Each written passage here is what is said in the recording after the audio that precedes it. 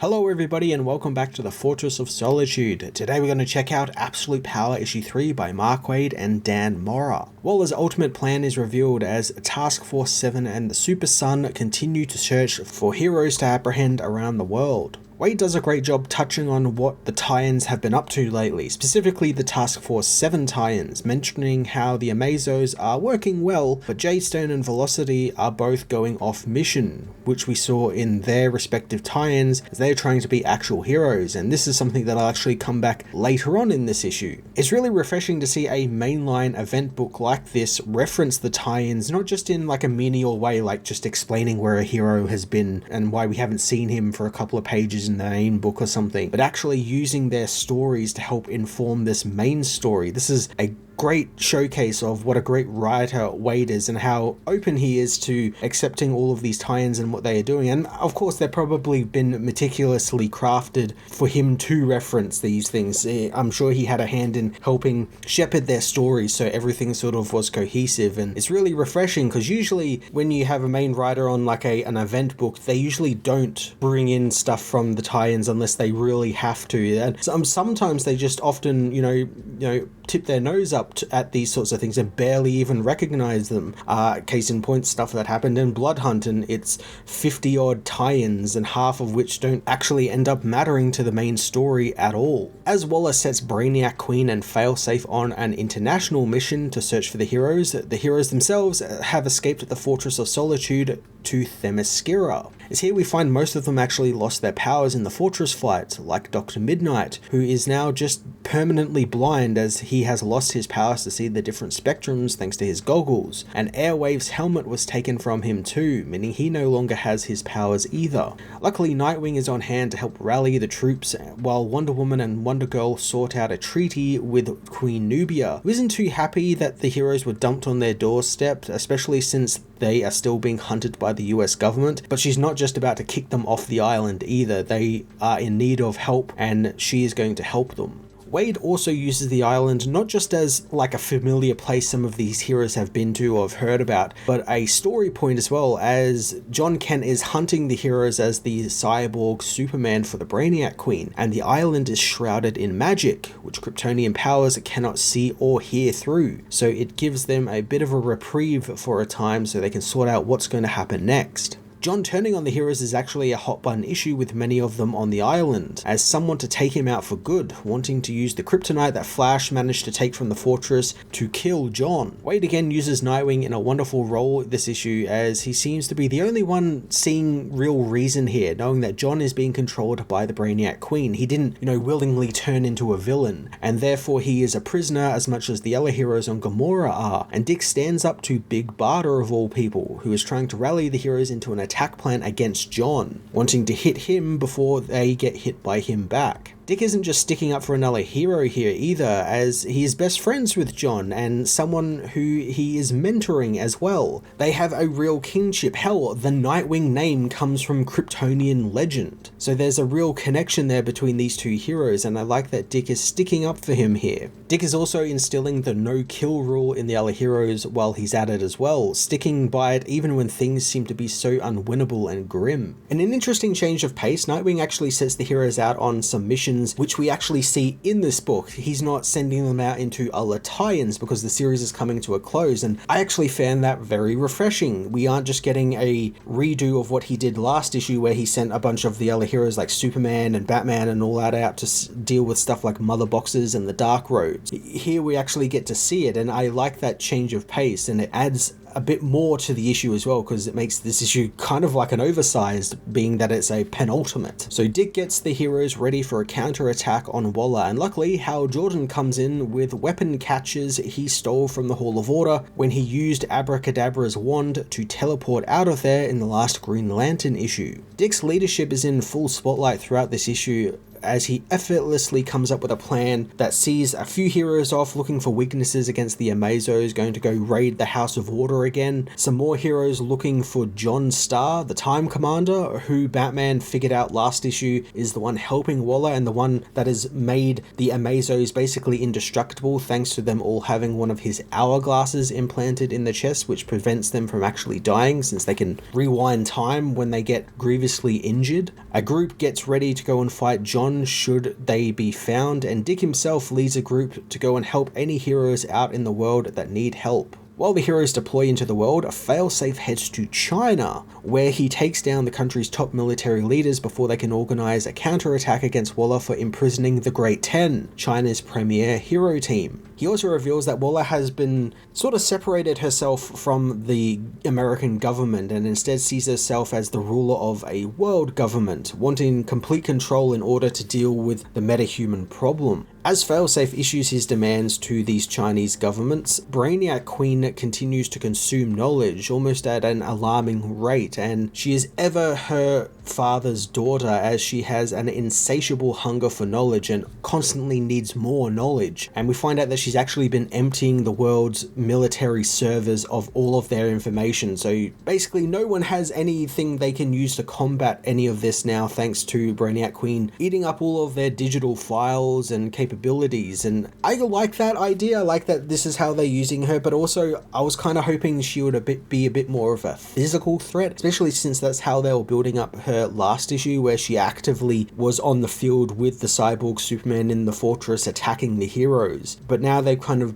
pushed her back into the chair and she's being forced to kind of be the evil oracle, if you will, and kind of coordinating all these different pieces. And I can understand why they want to do that with the character, but I just thought it was going to be something a bit different, since this seems to be really the only thing on the entire event that feels cookie cutter and feels very obvious what you would do with this character. The Amazos not functioning properly, like I said at the top of this review, ends up coming back as Failsafe runs some scans and surprisingly finds something he did not account for, which was while the heroes are being depleted of their powers by the Amazos are gaining their morals and their identity. And the Amazos aren't running at full capacity because they are trying to figure out who they are, as we've seen in the Task Force 7 miniseries with people like Velocity in just the most recent issue where he's trying to figure out what type of hero he is by studying the Flash, and Jadestone doing the same thing with Alan Scott. And it's messing up with their programming that Waller has instilled in them from the Brainiac Queen, and Waller is not happy about this at all. And she makes Failsafe reboot the Amazos, which is really funny since he's effectively doing the old turning it off and on again fix that I'm sure everyone has done time and time again with computers or some type of technology. It's just very funny, some highly advanced piece of technology can just be reset with, like, you know, on and off reboot button basically. But this brief reboot also allows a mysterious being to contact the Flash, who manages to get a little bit of distance between him and Velocity, and this person tells Flash of the prison on Gamora that Waller has and how he needs to break into the lowest levels of it to save the world. So the back half of the book is rather surprising with the amount of solid connections it has to the event's tie-ins, as while the heroes are busy raiding Waller's weapons catches and searching for John Starr, Aquaman and Wonder Girl battle Bizarro, the cyborg Bizarro we saw in the Batman tie-ins and was a brief character in the Dream Team Suicide Squad book. Bizarro battles the heroes, but without powers they don't really stand a chance, and it isn't until Aquaman utilizes some of the weapons catches, specifically a Black Mercy parasite, that he is able to defeat the warped Kryptonian.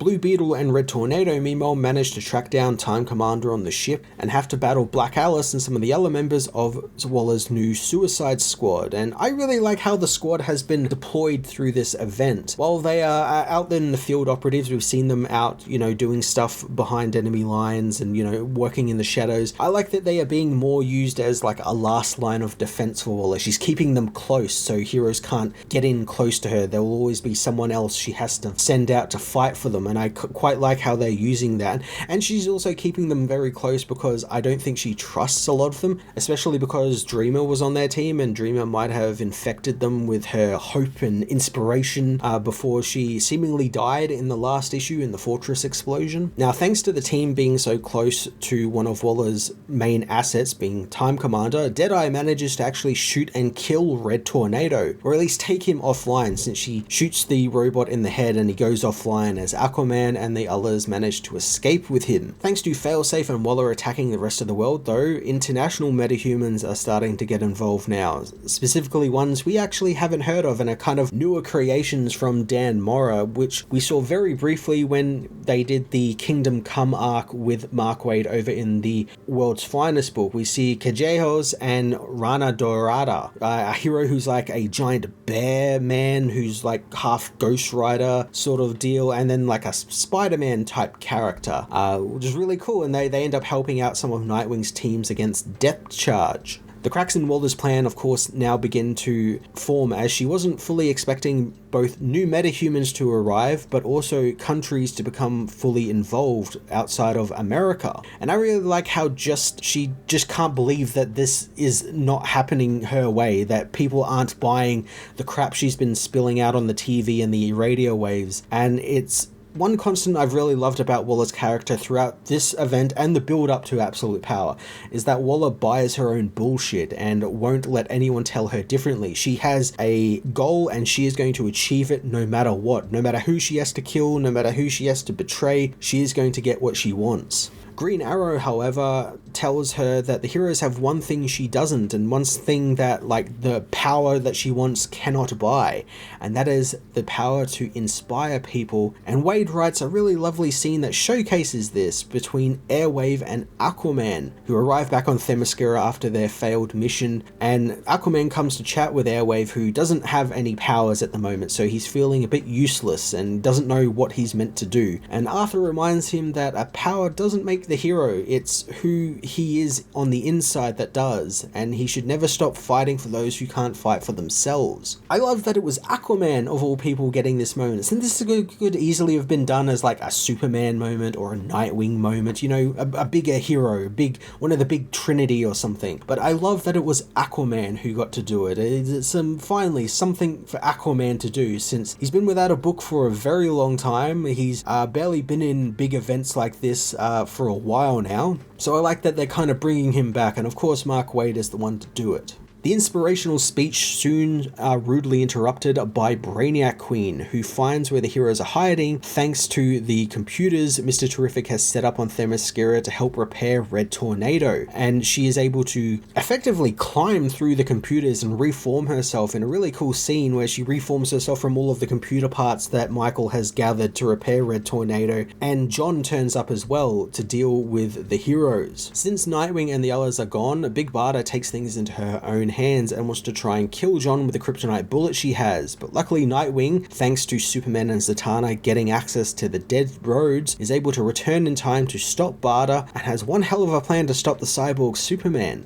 As John touches down on the island, thanks to Nightwing's coaxing, he's immediately overcome with pain thanks to, as Nightwing puts it, he is an uninvited guest of Themyscira, and because he is uninvited, the magic of the island is now trying to cast him out, being that he is a Kryptonian, he is extra weak against magic, and the magic is actually ripping out all of the Brainiac Queen's robot parts and the control over him. Waid was actually really smart coming up with this idea because he actually kind of hinted at it very, very briefly, and we didn't know it was a hint until this moment earlier where Brainiac Queen is obviously on the island and this isn't affecting her, and we learn that it's not affecting her because she was invited to the island by Red Tornado's AI that she connected to and how she found the heroes. So it's kind of a sly throwaway line, but I love that Waid thought about that and actually implemented something there, which means it allows the Brainiac Queen to confront John unimpeded, trying to wrestle control of the hero back, but John employs his strongest power yet, truth. And thanks to his connection to the Brainiac Queen, he is able to connect to her mind instead of the other way, and he is able to show her the truth behind all of Waller's lies and how the people she hunts are true heroes, not monsters out to get her or Waller.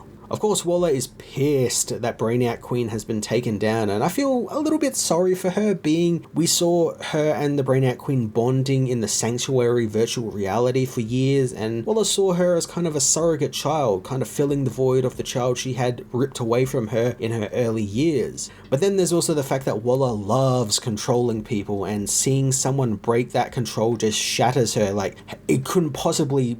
someone couldn't possibly have beaten her, and she just can't deal with that. While John breaks free of the control, Batman manages to return with the mother box he stole from Waller's tomb on Zarnia, which is happening over in the Batman ongoing, and uses it to banish the Brainiac Queen to the furthest reaches of the universe. With the Queen now gone, John is reverted back to his normal, albeit a little bit bloodied self, as Superman returns to help his son recover. The war is far from over though, and Nightwing and Queen Nubia are ready to attack Waller head on, as Batman reveals that he captured John Starr and is going to get him to return everyone's powers. The book doesn't end there, as Barry himself manages to get onto Gamora thanks to John Starr, who was the one who contacted him, and he finds the multiversal gateway that we saw in Task Force 7 issue 5 with Steve Trevor. We learn that Waller isn't just going to Earth 3 like she did in that issue, but the entirety of the multiverse, having used the map Barry made for the totality to recruit a multiversal league of villains. Villains like Johnny Quick, the Earth 10 Nazi Flash, and a Bane Flash of all people, all whom attack Barry before he can do anything. So we have one issue left of Absolute Power, and I'm guessing it's just going to be the big final battle between the heroes and the villains, and obviously now it looks like it's going to be multiversal heroes versus multiversal villains, as, Waller's got the Earth 3 villains, obviously other Earth's villains as well on her payroll now, thanks to this multiversal gate. So I'm looking forward to seeing what Wade does with it and how he ties it all back together, with Absolute coming out in October, the All In initiative that's coming out as well. How he's going to wrap all of this up, because he's got quite a fair few storylines, on the go right now, and then he's also setting up all of this other stuff that he's going to be doing in Action Comics, and then the Absolute stuff that I just mentioned. There's quite a bit happening in these last couple of issues of Absolute Power, but it didn't feel rushed. It felt grand in scale. It was epic. There was enough time for everything to breathe, which is really strange considering I looked at the page number and thought, oh, they're cramming a lot in this issue, there's going to be a rush to the end, but never felt like that. It just felt like it flowed really nicely. It paid really great respect to a lot of the tie-ins that I've been reading, specifically the Task Force 7 tie-ins and the Batman tie-ins as well, which is really surprising, since usually it's the other way around when it comes to event tie-ins, where